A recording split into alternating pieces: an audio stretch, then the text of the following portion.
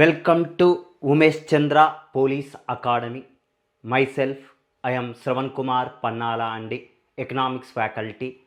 మన ఉమేష్ చంద్ర పోలీస్ అకాడమీలోనండి ఈ మంత్ మార్చు నెలలో 3 మార్చ్ మండే నుంచి న్యూ బ్యాచెస్ స్టార్ట్ అవుతున్నాయి. ఓకే, ఉమేష్ చంద్ర ఇన్స్టిట్యూట్ యొక్క ప్రత్యేకత ఏమిటి? స్థాపించబడినటువంటి 10 ఇయర్స్లో వేలాది ఉద్యోగాలను పొందటం జరిగింది. ఎస్ఐ, పోలీస్ కానిస్టేబుల్, ఇతర ఉద్యోగాల్లో తెలుగు రాష్ట్రాల్లో అటు ఆంధ్రప్రదేశ్, తెలంగాణ రాష్ట్రాలలో కూడా వేలాది మంది స్టూడెంట్స్ అనేటువంటి వాళ్ళు మన ఇన్స్టిట్యూట్ ద్వారా ఉద్యోగాలు పొందినటువంటి వాళ్ళు ఉన్నారు. మన ఇన్స్టిట్యూట్లో ప్రత్యేకత ఏంటండి? మనకు మ్యాథమెటిక్స్తో పాటు జనరల్ స్టడీస్లో కూడా గ్రూప్ 2లో చెప్పేటువంటి ఫ్యాకల్టీస్ ఇక్కడ మనకు చెప్పడం జరుగుతుంది. మనందరికీ ఐడియా ఉండొచ్చు, డైరెక్టర్ కొండవీటి అంజిబాబు సార్. ఓకే, మొత్తం కంప్లీట్గా ఇన్స్టిట్యూట్ మెయింటెనెన్స్ మొత్తం కూడా ఎవరు చేస్తున్నారండి అంటే అంజిబాబు సార్. మరో డైరెక్టర్ అయినటువంటి అమర్నాథ్ సార్, మనందరికీ ఐడియా ఉండొచ్చు.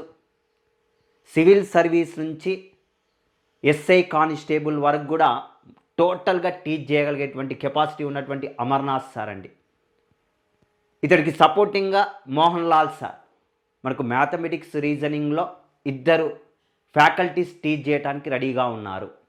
నెక్స్ట్ జనరల్ స్టడీస్లో Kadem Ramesh sir, history, Telangana movement, ఎక్కువ మార్కులు జనరల్ స్టడీస్లో ఎక్కువ మార్కులు వచ్చేటువంటి Telangana movement Ramesh sir. Next Indian history, Telangana culture వంటి విషయాలు కిషోర్ నాయుడు సార్. నెక్స్ట్ మన polity king Shivaraj sir. Geography PT Reddy sir. Economics నేనండి, శ్రవణ్ కుమార్ని. ఇంగ్లీష్ కిషోర్ సార్ అండి. ఓకే, వీలే కాకుండా మనకు సురేష్ సార్ ఫిజిక్స్ సబ్జెక్ట్ చెప్తాడండి. నెక్స్ట్ మనకి ఎస్ఐ కానిస్టేబుల్ అనగానే మనకు గుర్తొచ్చేది ఈవెంట్స్, గ్రౌండ్ ప్రాక్టీస్కి సంబంధించినటువంటిది ఎవరండి అంటే శ్రీనివాస్ సార్. మనకు ఆల్రెడీ ఐడియా ఉండొచ్చండి అందరి స్టూడెంట్స్కి కూడా. శ్రీనివాస్ సార్ ప్రత్యేకంగా గ్రౌండ్లో ఉండి డైలీ 5 o'clock నుంచి 7-7:30 వరకు ఈవెంట్స్ ప్రాక్టీస్ చేయిస్తాడు డైలీ. ఇది మన ఉమేష్ చంద్ర యొక్క ప్రత్యేకత. మన ఉమేష్ చంద్ర పోలీస్ అకాడమీలో ఒకసారి చూసుకోండి, మనం రిజిస్ట్రేషన్ చేసుకోవాలండి అంటే ఫోన్ నెంబర్ 8000392229. ఓకే, 8003932229. ఓకే, ఈరోజు క్లాస్లోనండి ఎకనామిక్స్కి సంబంధించిన గతంలో అడిగినటువంటి మల్టిపుల్ చాయిస్ క్వశ్చన్స్ గురించి డిస్కషన్స్ చేద్దాం. ఓకే, ఫస్ట్ ప్రశ్న, ఇప్పటి వరకు నీతి ఆయోగ్ ఏ అంశాలపై ముఖ్యమంత్రుల ఉపసంఘమును నియమించింది? నీతి Aayog as a అపాయింట్మెంటెడ్ A sub committees of chief ministers and which of the following the issues? కేంద్ర ప్రభుత్వ పథకాలు, స్వచ్ఛ భారత్ అభియాన్, నైపుణ్యాభివృద్ధి, పైవన్నీ అని ఇచ్చాడు. ఓకే, ఇందులో గతంలో అడిగినటువంటి ప్రశ్న ఏనండి ఇది. నీతి ఆయోగ్ అనేటువంటిది మనందరికీ ఐడియా ఉండొచ్చు. ప్రణాళికా సంఘం స్థానంలో ఏం ఏర్పాటు చేశారండి అంటే నీతి ఆయోగ్. నీతి ఆయోగ్ అనేటువంటిది ఎప్పుడు ఏర్పాటు చేయడం జరిగిందండి? 1 జనవరి 2015 ఏం ఏర్పాటు చేశారండి అంటే నీతి ఆయోగ్ను ఏర్పాటు చేశారు. నీతి ఆయోగ్ యొక్క తొలి సమావేశంలోనండి ముఖ్యమంత్రులు చైర్మన్లుగా ఉపసంఘాలను ఏర్పాటు చేయటం జరిగిందండి. ముఖ్యమంత్రులు సభ్యులుగా ఉన్నటువంటి కొన్ని కమిటీస్ ఏర్పాటు చేశాడు. ఇందులో ఈ 3 అండి, కేంద్ర ప్రయోజిత పథకాలు, ఈ కమిటీని ఏర్పాటు చేశాడు. స్వచ్ఛ భారత్ అభియాన్, నెక్స్ట్ నైపుణ్యాభివృద్ధి, స్కిల్స్ డెవలప్మెంట్, వీటి మీద మనకు ఈ 3 ఉపసంఘాలను ఏర్పాటు చేయటం జరిగింది నరేంద్ర మోడీ.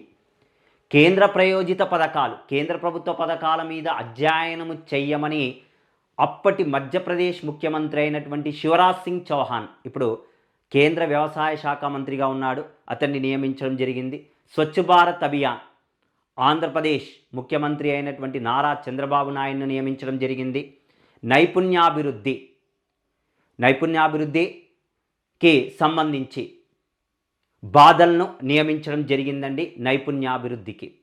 ఓకే, లేటెస్ట్గా అతడు చనిపోవటం కూడా జరిగిందండి.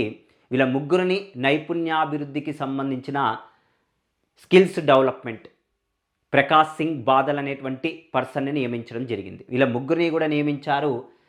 పైవన్నీ కూడా కరెక్ట్ ఆన్సర్సే, all of the above. Okay, మనకు ఉమేష్ చంద్ర పోలీస్ అకాడమీలోనండి 3 మార్చ్ నుంచి న్యూ బ్యాచెస్ అనేటువంటి స్టార్ట్ అవుతున్నాయి. నెక్స్ట్ మరొక ప్రశ్న, కేంద్ర ప్రభుత్వ పథకాలు పునర్నిర్మాణము కోసము ప్రణాళికా సంఘము వేసిన కమిటీకి చైర్పర్సన్స్ ఎవరు? చూడండి, కేంద్ర ప్రభుత్వ పథకాలు పునర్నిర్మాణం కోసము ప్రణాళికా సంఘం వేయబడిన కమిటీకి చైర్పర్సన్. ఇక్కడ ప్రణాళికా సంఘము అన్నాడు. గత ప్రశ్నలో నేను ఏమిచ్చానండి, నీతి ఆయోగ్ వాళ్ళు కేంద్ర ప్రయోజిత పథకాల మీద వేయబడిన కమిటీ శివరాజ్ సింగ్ చౌహాన్ అని చెప్పాను. ఇప్పుడు ప్రణాళికా సంఘము అని ఇచ్చాను. ప్లానింగ్ కమిషన్ కూడా కేంద్ర ప్రభుత్వ పథకాల మీద అధ్యయనం చేయమని 2011లో కమిటీని ఏర్పాటు చేసింది. ఆ కమిటీకి చైర్పర్సన్ ఎవరని ఇచ్చాడు. ఆప్షన్ చూడండి, రంగరాజన్, ఎస్పి గుప్తా, బీకే చతుర్వేది, రఘురామ్ రాజన్ అని ఇచ్చాడు. ఆన్సర్ బీకే చతుర్వేది కమిటీ అండి. 2011లో కేంద్ర ప్రభుత్వ పథకాల మీద అధ్యయనం చేయమని బీకే చతుర్వేది కమిటీని ఏర్పాటు చేశాడు. స్పష్టంగా ఇచ్చాడు ప్రశ్న, ప్రణాళికా సంఘం అన్నాడు. అదే నీతి ఆయోగ్ అంటే ఆన్సర్ ఏమవుతుందండి, శివరాజ్ సింగ్ చౌహాన్ అవుతుంది. ఓకే, మనకు అండి నీతి ఆయోగ్ దీనిని చెయ్యదు. నీతి Aayog will not do this.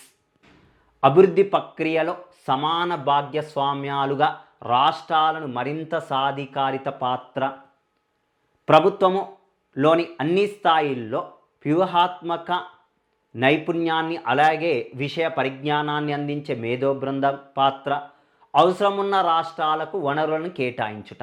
3 options ఇచ్చాడు. చూడండి, నీతి ఆయోగ్ ఫైనాన్షియల్గా ఎలాంటి వనరులను కేటాయించదండి. నీతి ఆయోగ్ యొక్క ఇంపార్టెన్స్ ఏందండి, కింది స్థాయి నుండి పై స్థాయి వరకు కూడా అభివృద్ధి పరచాలి రాష్ట్రాలను. కింది స్థాయి నుండి పై స్థాయి వరకు కూడా రాష్ట్రాలను పెంచాలి. ఓకే, అవసరమైనటువంటి సమయంలో రాష్ట్రాలకు కేంద్రాలకు సలహాలను ఇస్తుంది. ఒక మేధో సంపత్తి వలె పనిచేస్తుందండి. అభివృద్ధి ప్రక్రియలో అన్ని రకాల వర్గాల ప్రజలకు కూడా రాష్ట్రాలను కూడా ఇందులో సభ్యులుగా, రాష్ట్రాల ముఖ్యమంత్రులను కూడా సభ్యులుగా తీసుకున్నారు. అయితే ఇది రాష్ట్రాలకు వనరులను కేటాయించే అవకాశము లేదండి. ఆప్షన్ సి అనేటువంటిది ఉండదు.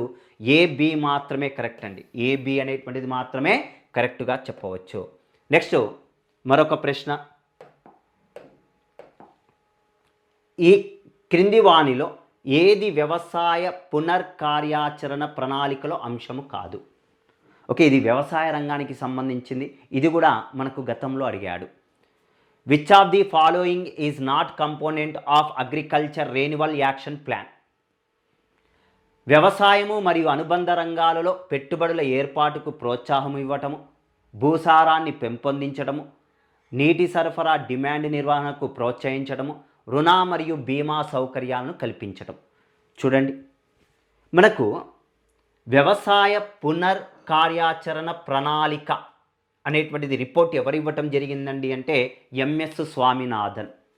2004వ సంవత్సరంలోనండి అధికారంలోకి వచ్చినటువంటి కాంగ్రెస్ ప్రభుత్వము, అప్పుడు మన్మోహన్ సింగ్ ప్రధానమంత్రిగా ఉన్నప్పుడు 2004వ సంవత్సరంలో జాతీయ రైతుల కమిషన్ను ఏర్పాటు చేయటం జరిగింది. ఇతడు ది కమిటీకి చైర్పర్సన్గా ఎంఎస్ స్వామినాథన్ను నియమించాడు. ఈ ఎంఎస్ స్వామినాథన్ అండి వ్యవసాయపు అభివృద్ధి గురించి ఒక యాక్షన్ ప్లాన్ను రిపోర్ట్ ఇచ్చాడు. ఇందులో వ్యవసాయపు అభివృద్ధి గురించి ఎన్ని పాయింట్స్ రికమెండేషన్ చేశాడండి అంటే 5 పాయింట్స్ రికమెండేషన్ చేశాడు. అవి ఏమిటండి? భూసారాన్ని పెంపొందించాలి, నీటిపారుదల సౌకర్యాలను పెంచాలి, రుణ మరియు బీమా సదుపాయాలను కల్పించాలి. నెక్స్ట్ మార్కెటింగ్ ఫెసిలిటీస్, రైతుకు కావాల్సినటువంటి వ్యవసాయ మార్కెట్ విధానాన్ని మరింతగా బలోపేతం చేయాలని ఇచ్చాడండి. ఓకేనండి. ల్యాబుల్లో జరిగేటువంటి పరిశోధనలు భూమి వరకు కూడా చేరాలి అని చెప్పి ఇవ్వటం జరిగింది. ల్యాబ్ టు ల్యాండ్ అనేటువంటిది. ఇందులో వ్యవసాయము మరియు అనుబంధ రంగాలలో పెట్టుబడులను ప్రోత్సహించాలనేటువంటి అంశాన్ని గురించి ఎక్కడా వివరలేదు. ఆన్సర్ అంశము కానిది ఏది అని ఇచ్చాడు. ఫస్ట్ వన్ ఈజ్ ఆన్సర్ అండి. నెక్స్ట్ వన్ అండి, హరిత విప్లవం ప్రయోజనాలు ఏ సౌకర్యము ఉన్న ప్రాంతాలకు పరిమితం అయ్యాయి అని ఇచ్చాడు.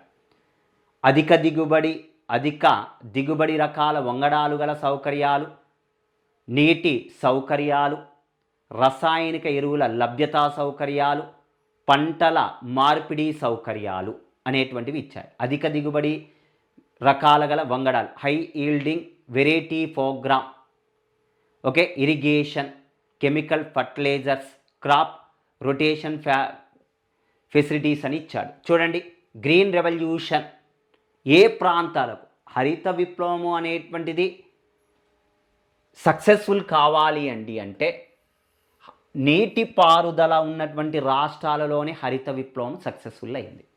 హరిత విప్లవము అన్ని రాష్ట్రాల్లో సక్సెస్ఫుల్ అయిందా? కాలేదండి. పంజాబ్, హర్యానా, తమిళనాడు, ఆంధ్రప్రదేశ్లో కొన్ని ప్రాంతాల్లో మాత్రమే అధిక దిగుబడిని సాధించగలిగాయి పంటలలో. హరిత విప్లవము కొన్ని రాష్ట్రాలకు మాత్రమే ప్రయోజనం కలిగించడానికి కారణాలను విశ్లేషిస్తే నీటిపారుదల ఉన్నటువంటి రాష్ట్రాలలోనే హరిత విప్లవం అనేటువంటిది విజయవంతం కావటం జరిగిందండి. Option second one is the correct answer. ఇది మనకు టాపిక్ అండి. ఈరోజు అడిగినటువంటి మల్టిపుల్ చాయిస్ క్వశ్చన్స్. మనకు ఉమేష్ చంద్ర పోలీస్ అకాడమీలోనండి 3 మార్చ్ నుంచి న్యూ బ్యాచెస్ అనేటువంటివి స్టార్ట్ అవుతున్నాయండి.